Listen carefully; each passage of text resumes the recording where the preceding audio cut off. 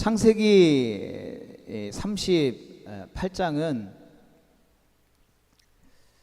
읽는 것도 또 때로는 듣는 것도 좀 심히 괴롭다고 할 수 있을 것입니다. 우리의 현실에서는 잘 들을 수 없고 또 일어나기도 어려운 일이죠. 만약에 일어난다라면 좀 특종감일 것 같습니다. 그렇다 보니 어떤 사람들은 이 창세기 38장의 말씀을 설교 본문으로 삼는 것이 적당하지 않다고까지 주장하기도 하죠. 심지어는 좀 성경에서 뺄 수만 있다면 빼야 한다라는 사람도 있습니다. 게다가 문맥도 이상하다고 이야기합니다.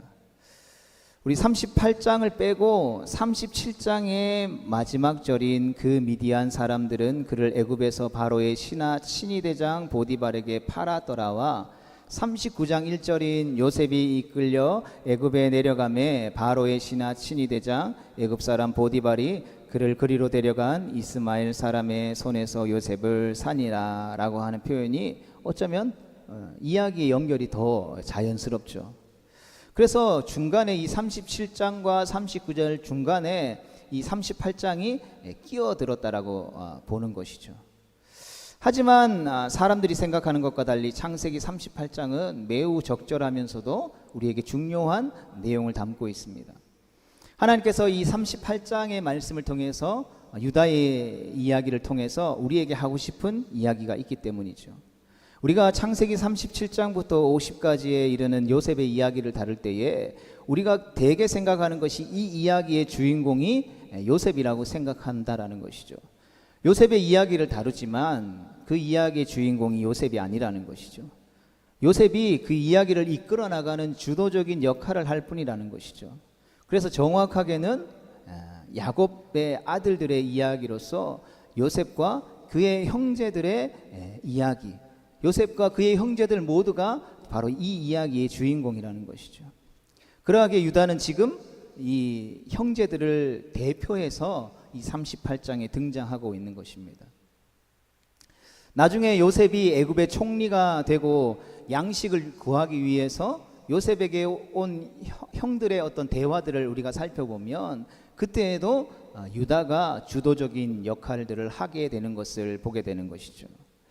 이러한 차원에서 38장은 요셉을 제외한 형제들의 모습이 어떠한지를 비교하고 대조해 주는 역할을 하게 되는 것이죠.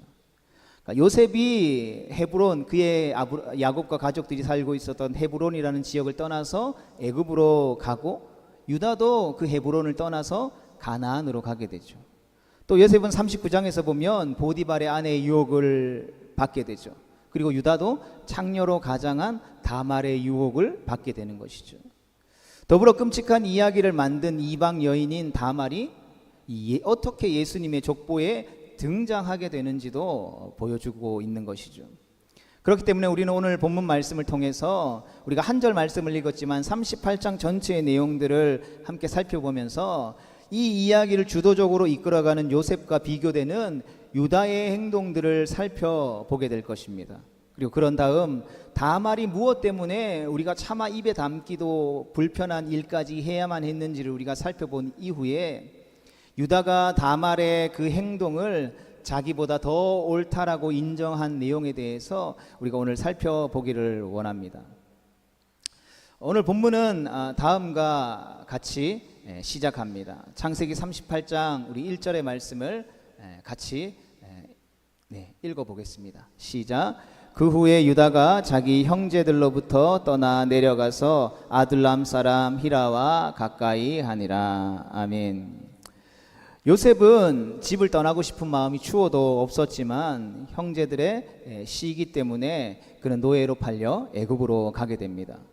그런데 유다는 주도적으로 자기의 뜻에 따라, 자기의 의지에 따라 자기 형제들로부터 떠났다라고 성경은 기록하고 있는 것이죠.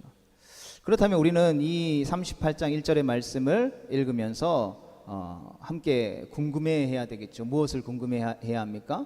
바로 유다가 집을 떠난 이유는 무엇이냐라는 것이죠. 그리고 성경은 왜 그가 아버지의 집을 떠난 것이 아니라 형제들로부터 떠났다라고 기록하고 있는 것일까요? 몇 가지 추측이 가능합니다. 첫 번째로는 유다는 루벤과 함께 형제들로부터 요셉을 살리려는 노력을 하게 되죠. 애굽의 노예로 팔자고 제안했던 사람이 바로 유다이기도 합니다. 그런 다음에 아버지에게 요셉의 상황을 알리게 되죠. 그러자 아버지 야곱은 요셉이 죽었다라고 생각합니다. 그래서 창세기 37장 33절에 보면 형제들이 피 묻은 옷을 가져갔지만 야곱은 그 피 묻은 옷을 보자마자 그것을 알아보고 내 아들의 옷이라 악한 짐승이 그를 잡아먹었다. 요셉이 분명히 찢겨서 죽었다라고 고백하면서 오랫동안 애통해하고 슬퍼하며 고통을 당하게 되죠. 37장 그 이후에 보면 아들들이 그 아버지 야곱을 위로하지만 그 어떠한 위로도 거절하게 됩니다. 이러한 상황을 형제들이 과연 예상했을까요? 어쩌면 예상하지 못했던 것 같습니다. 그래서 그러한 아버지의 슬픔과 고통을 마주하면서 자신들의 위로도 거절하는 그 야곱의 모습을 보면서 형제들은 분란에 쌓였을 것입니다. 어쩌면 서로에게 책임을 전가하면서 싸우지 않았을까요? 형제들은 자신의 악함은 가린 채 문제를 제공한 유다에게 모든 책임을 전가하는 상황이 되었을지도 모를 것입니다. 진짜 죽을 수도 있는 요셉을 자신이 살린 것인데도 말이죠. 어쩌면 유다는 이러한 자신을 비난하는 환경 속에서 떠나고 싶었던 것으로 보입니다. 두 번째로는 유다는 이 형제들 사이에서 실질적인 장남의 역할을 했습니다. 유다가 요셉을 팔자고 제안할 때에 37장 27절에 보면 그의 형제들이 그 유다에 하는 그 말을 청종하였다라고 기록한 것을 보게 됩니다. 형제들은 원래 요셉을 죽이려고 했죠. 그런데 갑자기 나타난 유다의 말을 그 형제들이 청종했다라는 것은 유다가의 실질적인 형제들 안에서의 위치를 말해주는 것이죠. 하지만 아버지에게 장남은 유다가 아니라 실질적으로 요셉이었죠. 그래서 유다도 그렇게 생각했을 것 같습니다. 요셉만 제거되면, 요셉만 사라지면 실질적인 장남의 지위를 자기가 얻을 수 있을 것이다라고. 하지만 그러한 유다의 기대와는 달리 요셉이 제거되었음에도 불구하고 변화된 것이 하나도 없었죠. 오히려 그나마 자신의 이야기를 청종하며 통제되어 왔던 형제들 사이도 더욱더 나빠지게 되었다라는 것이죠. 그래서 어쩌면 유다는 이제는 자신의 길을 찾아야겠다라고 생각하지 않았을까요? 희망이 없는 이것보다는 자신의 뜻을 펼칠 곳을 찾아 나선 것으로 보입니다. 성도 여러분, 유다가 왜 형제들을 떠났는지 우리가 추측할 수밖에 없지만 성경이 유다가 이런 이유 때문에 내려갔습니다 라고 우리에게 증언해 주고 있지 않기 때문에 우리는 추측할 수밖에 없지만, 헤브론이라는 언약의 공동체를 떠나서 가나안이라고 일컬어지는 세상 속으로 내려가서 그 세상 속에서 이 유다가 함께 살았다라는 것은 확실한 내용이죠. 반면 요셉은 형들의 손에 의해서 노예로 팔려서 애굽으로 끌려 내려가게 되는 것이죠. 그러하기에 오늘 본문은 가나안에서 살게 된 유다와 애굽에서 살게 된 요셉을 비교하고 대조하여서 우리에게 설명해 주는 것으로 보이는 것이죠. 그래서 종합해 보면 유다가 자기 형제들로부터 떠나서 내려가서 아둘람 사람 히라와 가까이 하면서 살게 된 것은 의무와 관계로부터 자유로워 자기 마음대로 하고 싶어 했기 때문이라고 우리는 볼 수 있는 것이죠. 세상 가운데 나가서 친구도 마음대로 사귀고, 마음대로 내가 좋아하는 사람들을 만나서 결혼도 하고, 마음대로 돈도 벌고 싶었기 때문이라는 것입니다. 내가 하고 싶은 대로, 내가 보기에 좋은 대로, 내가 좋아하는 것 마음대로 하고 싶었다라는 것이죠. 누구의 눈치를 볼 필요도 없고 누구를 배려하거나 말을 들을 필요도 없기 때문이었던 것입니다. 그러나 문제는 이것부터 시작된다는 것이죠. 아담을 시작으로 가인과 노아의 가족을 제외한 인류, 바벨탑을 쌓았던 사람들의 생각이 다 이러했다라는 것이죠. 성도 여러분, 하나님께서는 우리를 이렇게 부르지 않으셨습니다. 우리에게 자기 마음대로 살라고 결코 말씀하지 않으셨다라는 것이죠. 아브라함을 통하여서 언약의 백성인 우리를 부르신 목적은 분명하죠. 창세기 18장 19절에 있는 것처럼 여호와의 도를 지켜서 의와 공도를 행하게 하려고 우리를 선택하시고 우리 한 사람 한 사람을 부르셨다라는 것입니다. 그러하기에 우리는 우리의 마음대로 살아가는 것이 아니라 하나님의 도를, 하나님의 말씀을 지켜서 하나님의 의와 공의가 이 땅에 바로 설 수 있도록 살아가야 한다라는 것입니다. 그 부르심을 다시 한번 기억할 수 있는 우리 모두가 될 수 있기를 주님의 이름으로 축복합니다. 성도 여러분, 이제 계속해서 본문에서 유다가의 문제가 무엇인지 이제 구체적으로 드러나는데요, 우리가 자세히 살펴보기를 원합니다.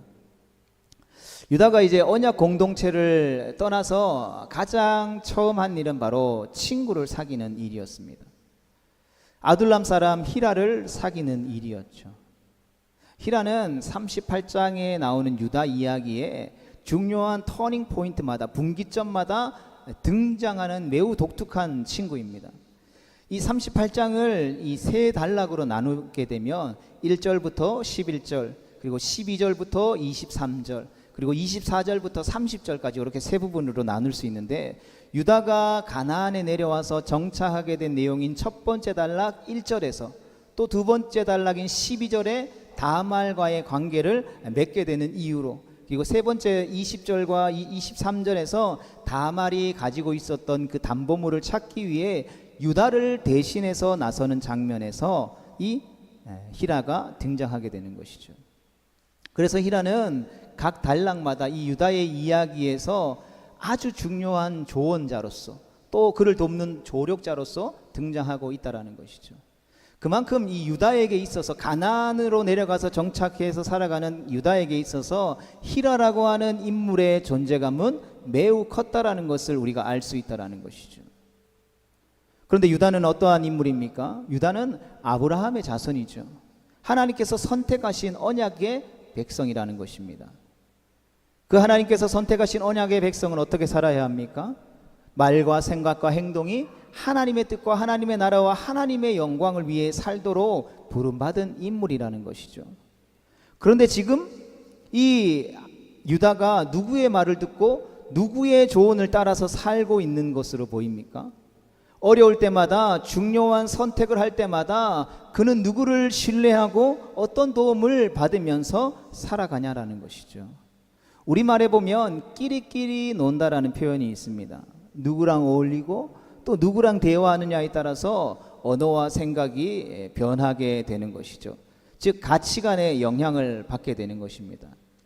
지금으로부터 한 20년 전에 제가 군대 갔다 와서 좀 정신 못 차리고 이렇게 쭉 지내고 있을 때에, 그때는 골프 치는 게 지금은 조금 많이 보편화됐지만 그때는 좀 돈 좀 있다고 하는 사람들, 사장님들만 골프 치러 다녔잖아요. 우리 20년 전에 제가 워낙 정신 못 차리고 있으니까 아버지가, 야, 너 저 골프 연습장에 가서 차라리 운동 좋아하니까 골프라도 배우라고 이야기하더라고요. 저랑 좀 안 맞는 운동이라고 막 이렇게 해서 거부했던 적이 있는데, 왜 아버지가 20년 전에 그 골프를 저에게 배우라고 했을까요? 그때 했던 이야기가, 거기 가서 사람들을 만나고 대화하다 보면 그 사람들이 가지고 있는 생각들, 그래도 사회에서 돈 좀 벌고 좀 뭔가 이 높은 위치에 있는, 직급에 있는 사람들과 함께 대화하고 이야기하다 보면 자연스럽게 너의 생각도 수준이 조금 올라갈 거라고 생각하셔서 차라리 좀 운동 좋아하니까 내가 돈 대줄 테니까 골프라도 좀 배우라고 이야기했었는데, 그때는 그렇게 뭔가 이게 운동도 안 되는 것 같고 제 스타일이 아니었던 것 같습니다. 그게 끼리끼리 논다라는 이야기의 의미인 것이죠. 내가 누구와 만나서 누구와 이야기를 나누고 누구에게 영향을 받는지가 매우 중요하다라는 것이죠. 하나님의 백성들이 출애굽한 이후에 가나안 땅에 가서 그 가나안 땅에 있는 족속들을 모두 진멸하라고 말씀하신 이유도 바로 여기에 있는 것이죠. 그런데 유다가 가나안 땅에 내려와서 이 히라라는 사람의 친구를 사귀면서 그와 점점 가까워지면서 그의 언약 백성이라는 정체성이 무너지기 시작했다라는 것이죠. 그렇다면 여기서 우리는 스스로에게 질문해 보아야 하는 것이죠. 하나님께서 우리 한 사람 한 사람을 태초전에 계획하셨고 부르셔서 하나님의 자녀 삼아주신 줄로 믿습니다. 그렇다면 우리는 지금 누구랑 어울리면서 누구에게 영향을 받고 살아가고 있는지 돌아보아야 하는 것이죠. 우리의 친구는 누구냐는 것입니다. 우리는 주로 누구에게 어떤 주제로 대화하고 이야기를 나누냐는 것이죠. 하나님과 하나님의 말씀을 나누는 시간은 또 우리 삶 가운데에 많이 있는지 우리가 돌아봐야 할 것입니다. 그리고 더욱더 하나님과 많은 시간을 가질 수 있게 되기를 주님의 이름으로 축복합니다. 유다는 히라와 가까이 지내면서 이 자연스럽게 가나안 땅에 살고 있는 사람 수아의 딸을 보고 그녀와 결혼하게 되죠. 유다가 수아의 딸과 결혼한 이유는 단 하나입니다. 성경은 그를 보았고 그를 데려왔다라고 증언합니다. 여러분, 이게 결혼입니까? 그냥 보고 데리고 와서 성경이 동침했다라고 이야기하죠. 수아의 딸이 얼마나 대단한 미인이었는지는 우리가 모르겠지만 확실한 사실은 아무것도 묻지도 않고 아무것도 따지지도 않고 자기 좋은 대로 자기 하고 싶은 대로 유다가 결혼을 했다라는 것이죠. 여러분, 하나님의 백성이 결혼을 어떻게 해야 합니까? 아버지 야곱이 결혼하기 위해 얼마나 많은 고생을 했나요? 자기 어머니 레아가 아버지 때문에 얼마나 많은 고생을 했습니까? 할아버지 이삭은 또 어떻게 결혼했습니까? 모두가 아내를 가나안 땅에서 얻지 않으려고 노력했던 것을 과연 유다는 정녕 잊어버렸던 것일까요? 여러분, 도대체 유다는 무슨 생각으로 이러한 일을 했을까요? 수아의 딸이 이방인이기 때문에 문제가 되는 것은 아니죠. 여러분, 이방인이라도 성경은 충분히 언약 공동체 안에 들어와서 머물 수 있다는 것을 우리에게 분명히 말해주고 있다는 것이죠. 그런데 문제는 언약 공동체를 떠나서 유다 자기 마음대로 하면서 살아가는 인생의 모습이 문제인 것이죠. 그리고 유다는 이제 연이어 엘과 오난과 셀라 세 명의 자녀를 낳게 되는 것을 보게 됩니다. 그렇다면 유다의 자녀 교육은 과연 어땠을까요? 잘했을까요? 엉망이었죠. 혹 자녀에 대한 사랑이 컸을지는 몰라도 그 자녀들은 하나님 보시기에 악을 행했습니다. 첫째인 엘은 여호와 보시기에 악을 행했다라고 오늘 본문이 기록된 창세기 38장 7절에서 증언하고 있죠. 여기서 악을 행했다라는 것은 그냥 누구를 때렸다, 폭력을 행사했다, 도둑질했다, 누구를 속였다 이런 의미가 아니라 하나님께 대한 예배와 관련된 용어라는 것이죠. 즉 유다의 첫 번째 아들이었던 엘의 삶 자체가 하나님과 상관없는 인생이었다라는 말이죠. 즉 이 땅에서 누릴 수 있는 건강과 행복과 재물과 즐거움을 추구했다라는 것이 분명하다라는 것이죠. 그러자 하나님께서는 그에게 회개할 기회조차 주시지 않고 진노를 쏟아 놓으셨죠. 둘째인 오난도 마찬가지입니다. 형이 죽자 당시 풍습이었던 형수치수제라고 하죠. 계대 결혼을 따라서 규정된 의무는 행했지만 형의 대를 이어야 하는 자신의 임무를 거부하게 됩니다. 그의 관심은 오로지 아버지의 유산에 있었죠. 당시 유산의 상속은 장자에게 50%를 주고 나머지 형제들이 그 나머지 50%를 나눠 가졌는데 자기가 형수에게 아들을 낳아주면 자기의 몫이 줄어들기 때문에 그 씨가 자기의 것이 되지 않을 줄을 알므로 9절 말씀에 보면 거부하게 됩니다.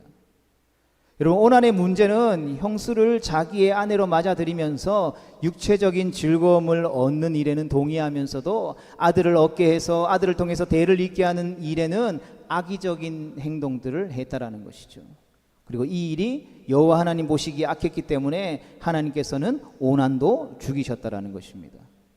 성도 여러분, 이처럼 유다의 아들들의 모습은 언약 공동체를 떠나서 악한 문화 속에서 하나님의 영광과 하나님과는 전혀 아무런 상관이 없는 인생의 삶과 걸음이 어떠한지를 우리에게 보여주고 있는 것이죠. 그런데 결국 이 모든 일들은 유다로부터 시작된 일이라는 것이죠. 유다는 아들들이 죽어나가는데도 어찌하여 이런 일이 일어났는지를 살피거나 하나님 앞에 묻거나 기도하거나 예배하지 않고 그 하나 남은 셋째 아들, 막내 아들만 보호하기에 급급하게 되죠. 그렇다면 유다가 가나안으로 내려가서 친구를 사귀고 결혼하여서 아들을 낳는다라는 것은 무엇을 의미하는 것일까요? 우리가 세상의 문화와 평화롭고 조화롭게 살아가게 될 때에 우리는 우리 자신도 모르게 세속적 가치에 빨려 들어가게 된다라는 것을 보여주는 것이죠. 예수님을 믿는 하나님의 사람이 세상에 믿지 않는 사람들과 동행하면서 살아갈 때에 우리가 그들을 변화시키며 그들에게 선한 영향력을 끼치지 못하면 그와 반대로 그 세상의 악한 문화와 영향력들이 우리를 변화시킬 수밖에 없다라는 것이죠. 우리의 신앙으로 말씀으로 우리 자신을 둘러싸지 않으면 외부의 세속적인 영향력이 우리를 감쌀 수밖에 없다라는 것이죠. 여러분, 이처럼 유다의 가정의 이야기는 하나님의 백성이 하나님의 말씀에 지배되지 않으면 어떻게 되어지고 어떻게 변화되어지고 어떻게 망가지는지를 여실히 보여주고 있다라는 것이죠. 성도 여러분, 이제 유다에게는 아들이 하나밖에 남지 않았습니다. 귀한 자식 둘을 잃은 유다에게는 큰 아픔과 고통이 있게 되죠. 끔찍이 사랑하는 그 아들이 둘이나 죽었기 때문에 이제 살아남은 아들 하나를 어떻게 해야 하는가 생각해 보면 유다의 머릿속에 이 문제의 근원이 다말이다라는 것을 생각하게 됩니다. 유다는 다말 때문에 정상적인 첫째 아들 엘이 죽고 다말과 결혼한 둘째 아들 오난도 죽은 것을 보니 덜컥 겁에 질렸던 것이죠. 그래서 이 여자가 우리 집안을 다 말아먹는구나 라고 생각했다라는 것이죠. 어쩌면 마녀처럼 생각했는지도 모르겠습니다. 그래서 다말에게 유다는 자신의 막내 아들을 주지 않으려는 계략을 펼치게 되죠. 그런데 문제가 하나 있었습니다. 그 당시 과부는 사회적으로 볼 때에 가장 약자의 신세였다라는 것이죠. 아무도 과부인 그녀를 보호해 주지 않았습니다.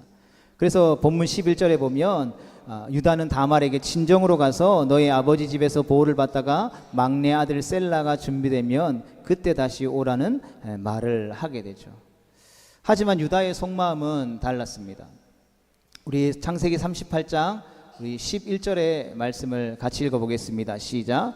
유다가 그의 며느리 다말에게 이르되 수절하고 내 아버지 집에 있어 내 아들 셀라가 장성하기를 기다리라 하니 셀라도 그 형들같이 죽을까 염려함이라. 다말이 가서 그의 아버지 집에 있으니라. 아멘.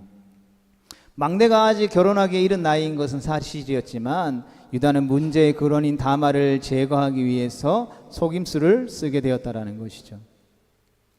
유다는 하나 남은 내 자식이 죽으면 안 되는 것에 온통 그의 정신이 팔려 있었던 것입니다.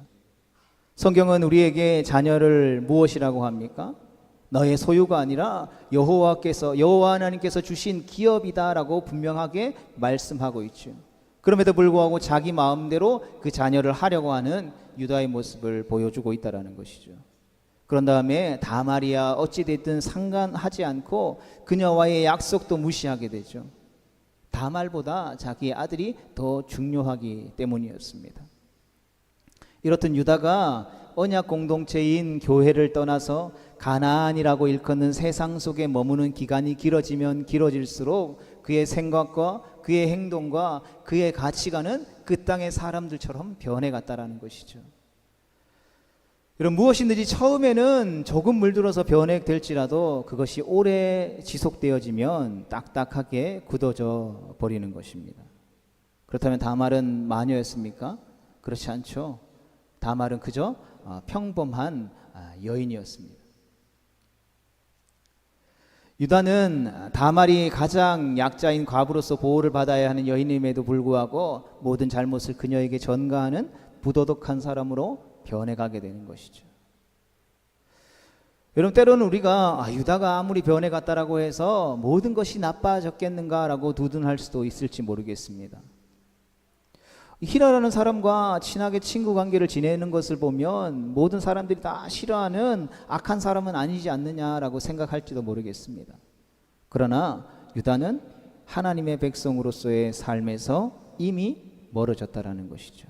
그리고 그것이 이 38장에서 이야기하고 있는 유다의 삶에 있어서 가장 큰 문제였다라는 것이죠. 그리고 그의 형제들을 대표하는 유다를 통하여서 그 야곱 가정의 다른 형제들의 삶의 문제 또한 바로 이것이었다라는 것을 우리에게 분명히 보여주고 있는 것이죠. 다말은 이런 상황 가운데에서 자신의 이제 살 방법을 찾게 되죠. 이 내용은 사실 우리가 상식적으로 이해하기에는 이해가 안 되지만 그는 과부의 옷을 벗고 창녀의 모습으로 14절에 보면 꾸미게 되죠. 사실 자신을 알아보지 못하도록 아무리 노을로 얼굴을 가린다 하더라도 유다가 못 알아볼 수는 없었을 것입니다. 왜냐하면 5절에 보면 다말을 데리고 와서 며느리로 삼은 사람이 바로 유다였기 때문이라는 것이죠. 그럼에도 불구하고 유다가 창녀로 가장한 다말을 못 알아본 이유는 다말이 단순한 창녀로 변장한 것이 아니라 당시의 신전에서 몸을 팔던 창녀의 모습을 하고 있었기 때문이라는 것이죠. 본문 12절과 13절에 보면 유다가 다말을 만나는 시기가 양털을 깎으려고 딥나에 왔을 때라고 주장하고 있습니다. 당시 고대 근동 지방에는 이 양털을 길러서 그 양털을 깎을 때에 축제가 있었죠. 그리고 그 축제 때에 그 가나안 세상의 풍습에는 풍년을 기원하면서 신전의 창녀들과 관계를 맺는 풍습이 있었다라는 것이죠. 이것이 바알과 아세라를 숨기는 그 당시 고대 근동 지방의 풍습이었다라는 것입니다.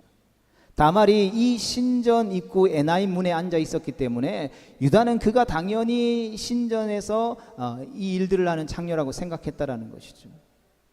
신전 창녀로 둔갑한 다말은 자신과 관계하기를 원하는 유다에게 담보물로 도장과 끈과 지팡이를 요구하고서 받아내게 되죠. 그리고는 18절에 유다와 관계를 맺고 임신을 하게 됩니다. 그런 다음 그녀는 19절에서 도로 과부의 옷으로 갈아입게 되죠. 여러분, 이후에 유다는 자신의 담보물을 돌려받기 위해서 히라에게 신전 창녀를 찾으라고 부탁합니다. 그러나 쉽게 찾을 수가 없었기에 이내 찾는 일을 그만두게 되죠.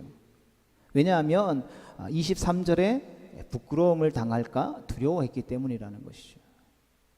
이것이 무슨 말입니까?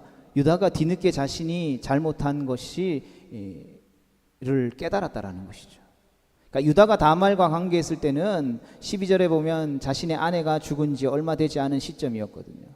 마치 둘째 오나니 육체적인 만족을 얻으려고 다말과 관계했던 것과 같은 모습이라는 것입니다. 즉 아내가 죽자 육체적인 만족을 위해서 창녀와 관계를 맺었으니 누구에게 그 사실이 알려질까 봐 두려웠다라는 것이죠. 이처럼 유다는 여전히 자신의 명예가 중요했던 것이죠. 성대로 하나님께서 인류 가운데 아브라함을 선택하셔서 창세기 12장에 부르시고 언약을 맺으시면서 축복해 주셨습니다. 그리고 이 언약의 축복은 아브라함 혼자만의 이야기가 아니라 대대손손 자녀들에게 주신다라고 약속하셨죠. 따라서 하나님이 택하신 아브라함의 가족의 일원이 되는 것, 즉 아브라함의 자손으로 함께하는 것은 하나님의 축복에 참여하는 일이 되는 것이죠. 반면 우리가 이스마엘과 에서를 통해서 우리가 확인하는 것은 언약 공동체를 떠나게 되면, 그 언약 공동체를 벗어나게 되면 아브라함의 축복을 누리지 못한다라는 사실인 것이죠. 그렇기 때문에 유다가 야곱의 집을 떠나서 가나안에 머물렀다라는 것은 언약의 하나님을 잊어버렸고 언약을 주신 하나님의 뜻을 가볍게 여기고 있음을 우리에게 보여주고 있는 것이죠. 그럼에도 불구하고 유다는 자신의 신분을 자랑스럽게 여겼다라는 것이죠. 우리가 세상 속에 살아가면서 나 뭐 교회 다녀, 나 뭐 집사야, 장로야, 뭐 목사야, 뭐 이런 일은 하지만 세상 속에 살아가다가 뭔가 실수하고 잘못하면 그 일로 인해서 내가 교회 다니고 어떤 직분을 가지고 있는 것이 창피하고 부끄러운 일이 될까 봐 전전긍긍하는 모습과 마찬가지라는 것이죠. 그렇다면 우리는 또 생각해 봐야 되겠죠. 왜 다말은 이러한 일들을 꾸몄을까요?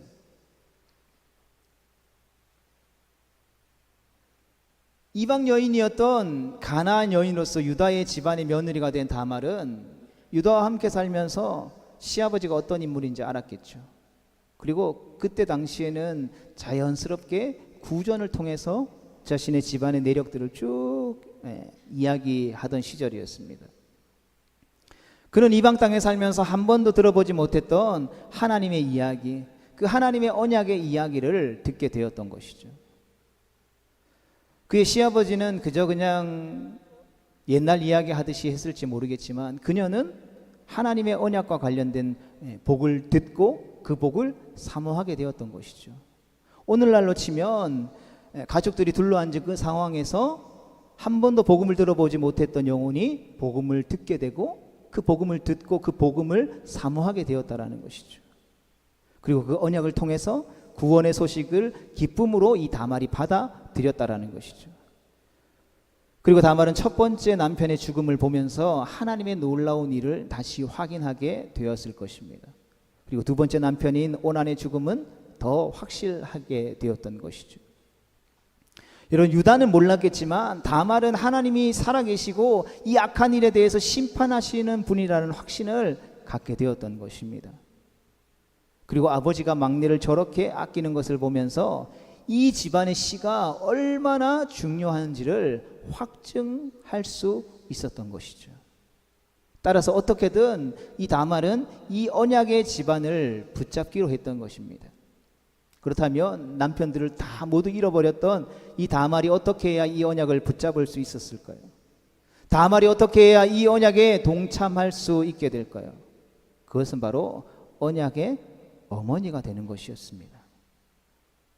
부부는 혈통적으로는 함께하지 못하지만 엄마는 언약의 자손에 혈통적으로 연결되기 때문인 것이죠. 자연스럽게 아들이 중요하게 되었던 것이죠. 그래서 다말은 이 일에 자신의 모든 것을 걸게 되는 것입니다. 그래서 이 모든 일이 다 드러나고 밝혀졌을 때에 유다는 의외로 이 다말의 행동을 책망하지 않게 되죠. 그리고 오늘 본문 말씀에서 나타나는 것처럼 그러한 다말인 자신의 며느리를 향해서 그는 나보다 옳다라고 고백하게 되죠. 그리고 여기서 우리가 중요하게 주의해야 될 것은 그녀가 죄가 없다라는 것을 이야기하는 것이 아닙니다. 선한 결과를 위해서 잘못된 행동, 선택을 정당화하는 것은 더더욱 아니라는 것을 우리가 주의해야 됩니다. 다만 유다는 내가 그를 내 아들 셀라에게 주지 아니하였기 때문이라고 고백하고 있는 것이죠. 즉 그녀가 어떤 방법을 써서든지 간에 언약의 상속자가 되려 한 사실이 옳다라고 말하고 있는 것이죠. 성도 여러분, 우리는 죄인입니다. 우리는 하나님 앞에서 이방인인 것입니다. 다말과 별반 다를 것이 없는 존재라는 것이죠. 우리의 행위는 그 어느 것으로든지 하나님 앞에 부정한 자 될 수밖에 없다라는 것이죠. 그러나 우리가 우리를 향하신 은혜로 주신 그 하나님의 놀라운 구원의 언약을 붙잡고 그분의 자비하심과 의로우심을 붙잡고 나아갈 때 우리는 의롭다 하심을 얻게 되는 것입니다. 그것이 인생에 있어서 그 어떠한 복보다 가장 큰 축복이요 행복이라는 사실을 다말이 보여주고 있는 것이죠. 여러분, 유다가 자기 형제들을 떠나자 죄는 죄를 낳고 죄를 더하여 죄를 짓는 일이 발생하게 되는 것이죠. 언약 공동체로부터 떠나서 자기 보기 좋은 대로 자기 마음대로 사는 사람이 할 수 있는 일이랑 죄를 짓는 일뿐이라는 것을 분명하게 이야기해 주는 것이죠. 죄는 고의로, 죄는 계획해서 짓는 것이 아니라는 것을 분명히 기억해야 하는 것입니다. 하나님께서 우리가 언제 죄를 짓는다라고 하셨나요? 우리가 선을 행하고 잊지 않을 때에 죄를 짓는다라고 말씀하시죠. 하나님의 말씀에 귀를 기울임으로 하나님의 뜻을 묻지 않고 행하는 모든 행위가 죄라는 것을 우리는 잊지 말아야 하는 것입니다. 그래서 두려움과 떨림으로 매일매일 허락되어지는 우리의 삶의 모든 일들을 우리가 돌아보지 않으면 어느덧 우리는 죄 가운데 서 있는 자신을 발견하게 되는 것이죠. 믿음으로 활동하지 않고 내 가진 육신의 힘으로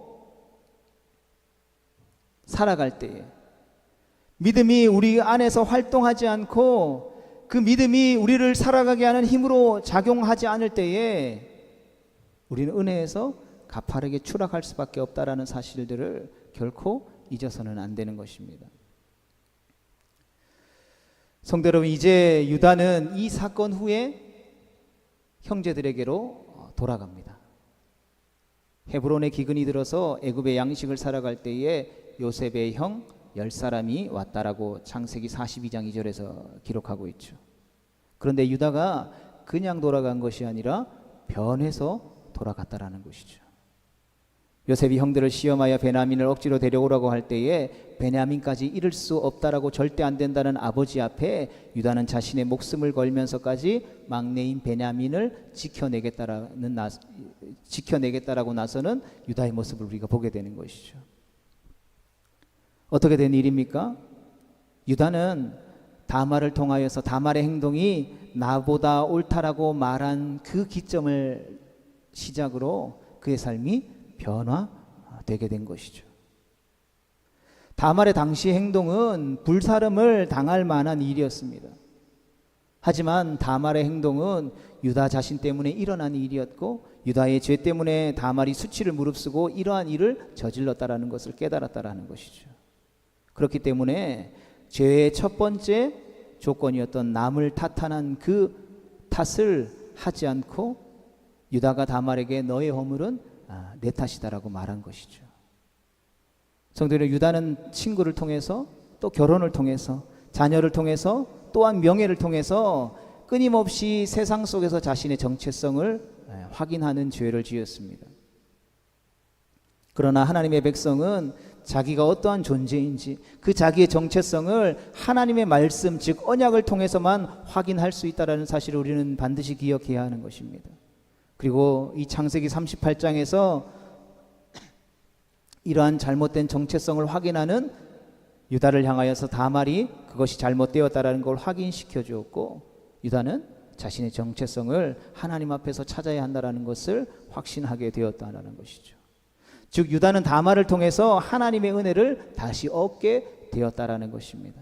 그리고 하나님 또한 그러한 다말을 결코 정죄하지 않았다라는 것이죠. 오히려 이 다말을 통해서 세상 속에서 보면 어쩌면 부끄러운 일일 수 있겠지만 차마 입에 담을 수 없는 그러한 부끄러운 일이었을지 모르겠지만 하나님은 이 사건을 기록하심을 통하여서 이 다말을 통해서 예수님이 탄생하게 되는 예수님이 초림하게 되는 위대한 일을 이루셨다라는 것이죠. 그래서 마태복음 1장 3절에 보면 이 다말이 유다를 통해서 낳게 되는 베레스, 그 베레스를 통해서 다윗을 낳게 되고 다윗은 예수님을 낳게 되어지게 되는 것이죠.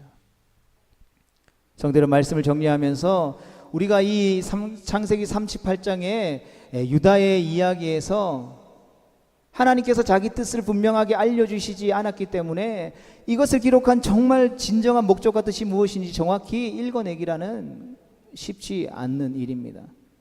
하지만 우리의 인간의 연약함에도 불구하고 하나님의 일은 결코 좌절되거나 실패하지 않는다라는 것이 은밀하게 드러나고 있다라는 것이죠.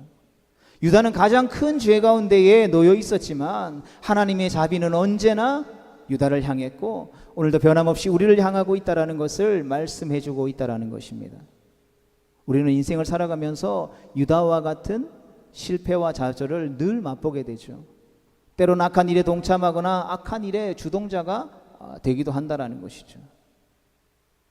하지만 하나님께서는 그러한 우리를 사랑하시고 그러한 우리를 위해서 예수님을 이 땅 가운데에 보내주셨고 그 예수님을 통하여서 우리 안에 내주하게 하시는 성령 하나님을 통하여서 오늘도 살아 역사하시는 하나님의 말씀을 통하여서 그 모든 악한 일들을 선으로 바꾸사 당신의 일을 계획하고 계심을 기억할 수 있기를 축복합니다. 죄인이요 선한 의의 모습은 하나도 볼 수 없는 자들을 의의 백성이라 하나님의 자녀라 부르시는 그 놀라운 구원의 은혜가 우리 예수 그리스도를 통하여서 오늘 예배하는 저와 우리 모두에게 주어졌다라는 것입니다. 그러하게 이 아침에 다시 한 번 더 이 은혜를 깨닫고 이 은혜 안에서 다시금 믿음으로 살아가는 거룩하고 복된 성도 되어질 수 있게 되기를 주님의 이름으로 축복합니다.